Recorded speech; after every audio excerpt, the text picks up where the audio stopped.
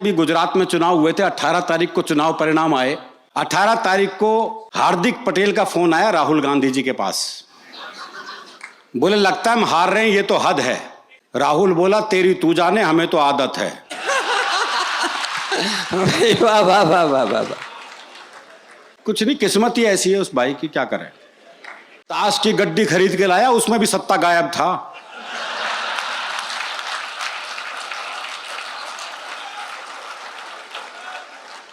एक और फोन हुआ, उससे पहले यूपी के चुनाव हुए थे। 11 मार्च को चुनाव परिणाम आए थे। मुलायम सिंह जी ने सोनिया गांधी जी को फोन किया। मुलायम सिंह जी के भाषण आपने सुने होंगे टीवी पे।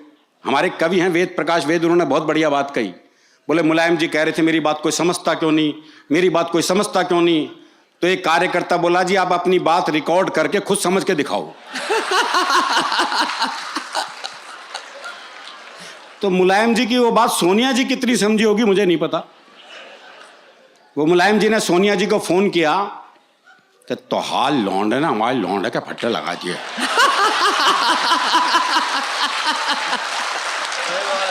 भाई बहुत अच्छा, वाह वाह वाह। एक और फोन हुआ पिछले दिनों।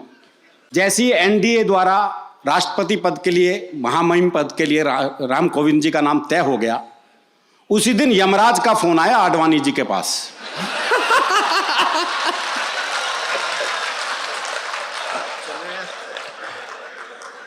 बोले अब चले या कोई और बहाना बच रहा है।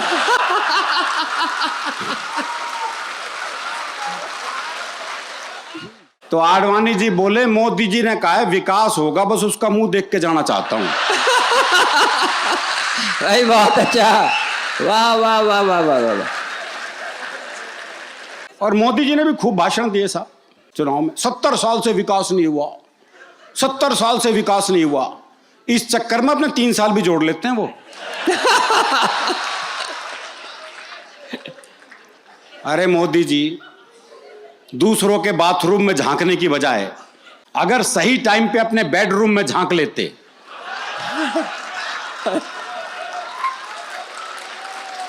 तो आज विकास घोड़ी चढ़ रहा होता।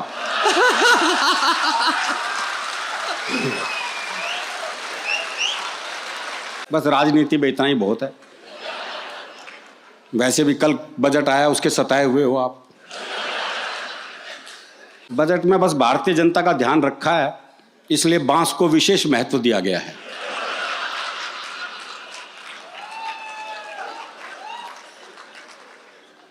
ये राम रहीम का जिक्र कर रहे थे सुदीप भोला। मैं तो राम रहीम का बहुत आभारी हूं सर, सच में आभारी हूं। कारण है उसके पीछे, हरियाणा में पर्यटक स्थलों की बहुत कमी थी। आज कौन है वो जो गुफा नहीं देखना चाहता बताओ।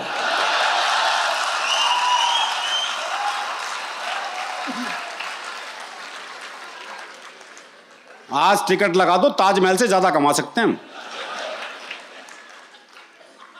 दरअसल क्या है, हरियाणा का आदमी बहुत सहज हास्य में जीने वाला है, इसमें कोई शक नहीं है। हम बहुत सहज हास्य में जीते हैं। कल की घटना बताता हूं आपको। मैं अपनी कार से जा रहा था, रेड लाइट पे खड़ा था, बत्ती कब हरी होगी मुझे ध्यान नहीं रहा, कुछ सोच रहा हूंगा मैं। तभी एक मोटरसाइकिल आई घूम घाम के मेरे पास। मेरे कार का शीशा खटखटाया, मैंने शीशा नीचे किया, बोला इससे ज्यादा हरी नहीं होगी वो।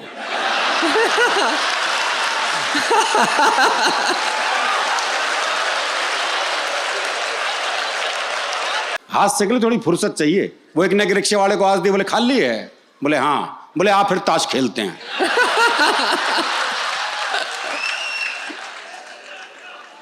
तो इतनी फुर्सत जरूरी है। वो एक नए रिक्शे वाले से कहा, बोले स्टेशन चलेगा, बोले हाँ, बोले कितने पैसे, बोले 25 रुपए। बोले ये तो रहा स्टेशन। अच्छा मैं पैसे कम कराने होते हैं, हम जगह को पास बुला लेते हैं। बोले ये तो रहा स्टेशन। रिक्शे वाला बोला हाथ नीचे कर ले वरना रेल के नीचे आ जाएगा।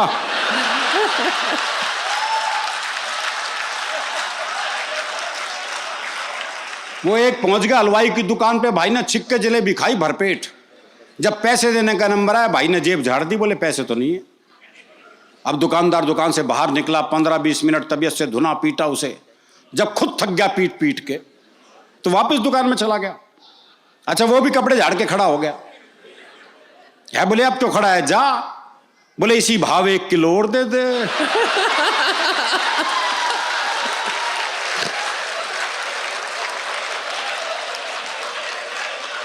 कि हमारे यहाँ जो है संबंध विच्छेद भी बड़े सामान्य बातों पे हो जाते हैं। वो प्रेमी ने प्रेमिका को जैसी सीने से लगाया तो प्रेमिका बोली तेरा दिल बड़ा कुरकुरा सा है। अरे बोले कुरकुरा कौन है, तेने बीड़ी का बंडल तोड़ दिया।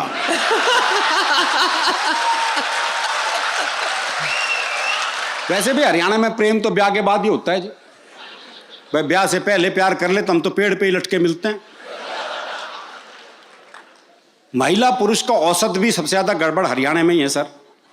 पुरुष ज्यादा है महिलाएं कम है। सुधर तो गया पर ठीक थोड़ी हुआ। औसत तो गड़बड़ अभी भी सबसे ज्यादा वही है। पुरुष ज्यादा है महिलाएं कम है। छोरों के ब्याह नहीं हो रहे। वो एक का 40 साल की उम्र तक ब्याह नहीं हुआ, बहुत दुखी हो रहा था। अपने दोस्त से बोला यार मैंने तो लगा मेरी वाली भ्रूण हत्या में मारी गई। नहीं ये तकलीफ है जी हमारी। और ये तकलीफ तब और बढ़ जाती है जब ओलंपिक हो, चाहे पैरा ओलंपिक हो, चाहे साक्षी मलिक हो, चाहे दीपा मलिक हो, चाहे विश्व सौंदर्य प्रतियोगिता हो, जब हरियाणा की छोरियां पदक लेके आती हैं तो ये तकलीफ और ज्यादा बढ़ जाती है।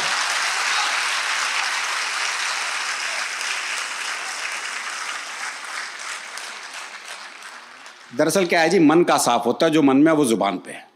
हरियाणा का आदमी आर्टिफिशियल जिंदगी जी नहीं सकता। वो एक मुकदमा चल रहा था तो एक ताई गवाही के लिए आई। अच्छा दोनों वकील उसी के गांव के। तो पहले वकील ने पूछ लिया, बोले ताई मुझे जाना है। खूब जानू हूं, गुलाब सिंह का छोरा है तू, एक नंबर का झूठा, तेरी लुगाई तक तो छोड़ के चली गई थी। बेचारा वकील सन्न रह गया जी।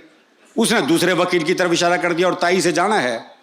अच्छी तरह जानू हूं, करनैल काणे का छोरा है यो, एक नंबर का अय्याश, तेरी लुगाई से भी इसका चक्कर था।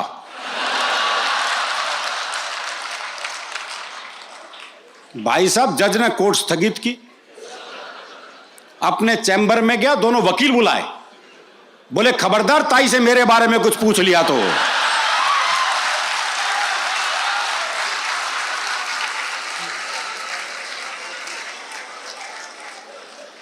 इतना साफ मामला, और ये साफ मामला रहना भी चाहिए साहब। कहते हैं डर के आगे जीत है। हरियाणा में तो डर के आगे भी हास्य रसी है। वो एक चौधरी रात को सुनसान जंगल से जा रहा था, सामने से एक 41 साल की महिला सफेद साड़ी पहने, बाल बिखराए, हाथ में दीप जलाए, कहीं दीप जले कहीं दिल टाइप गाना गाती आ रही थी। पास आके बोली मैं चुड़ैल हूं। तो चौधरी बोला फिर चिपटती क्यों ना।